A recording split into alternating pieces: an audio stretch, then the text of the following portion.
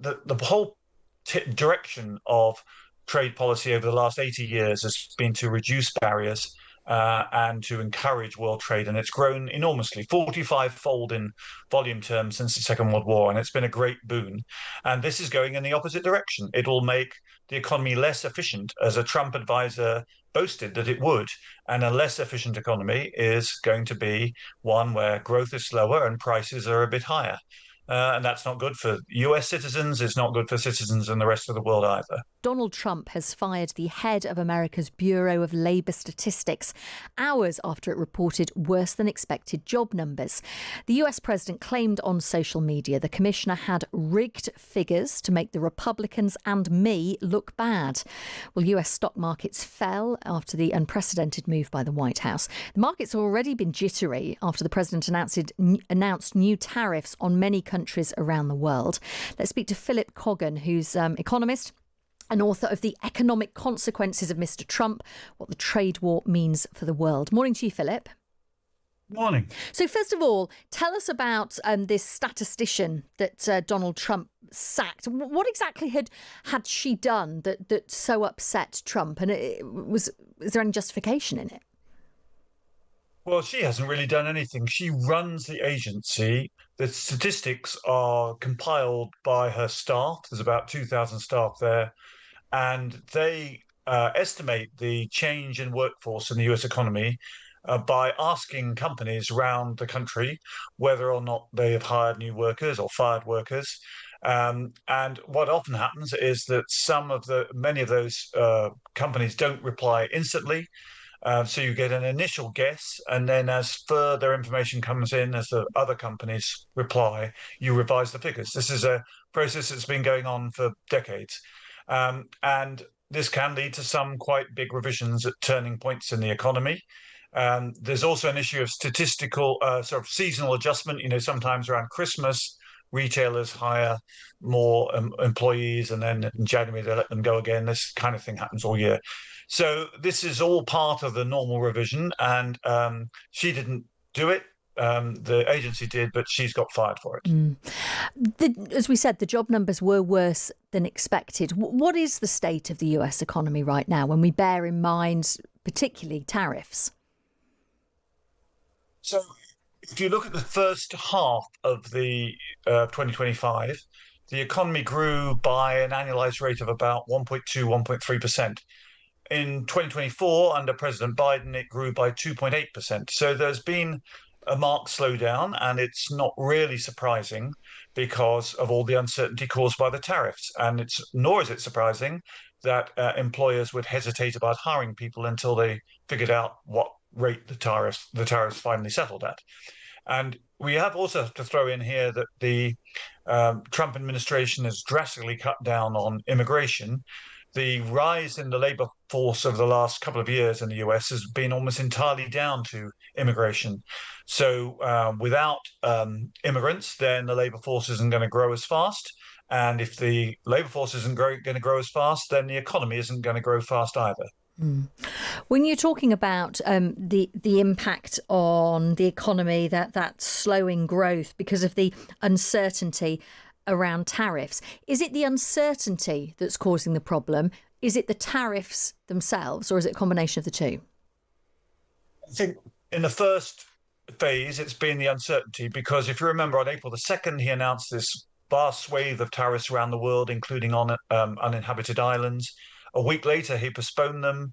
Then he launched a big round of tariffs against China. Then he cut those. Then when the first deadline was due to run out, he extended it till August the 1st and, threatened even bigger tariffs.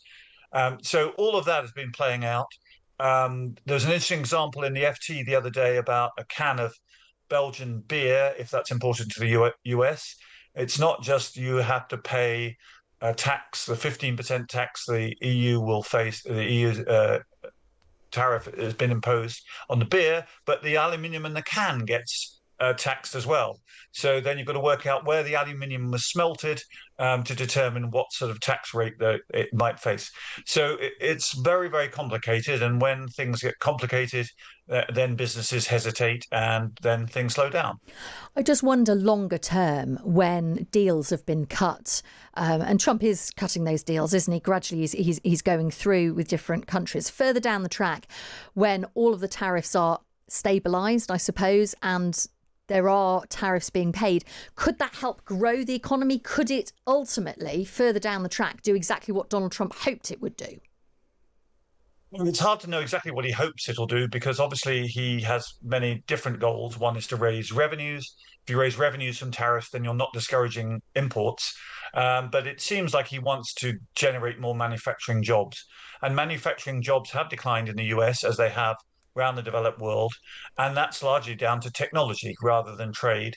And so, no, I don't think that will revive manufacturing employment. And the whole direction of trade policy over the last 80 years has been to reduce barriers and to encourage world trade. And it's grown enormously, 45-fold in volume terms since the Second World War. And it's been a great boon. And this is going in the opposite direction. It will make the economy less efficient, as a Trump advisor boasted that it would. And a less efficient economy is going to be one where growth is slower and prices are a bit higher. And that's not good for US citizens. It's not good for citizens in the rest of the world either.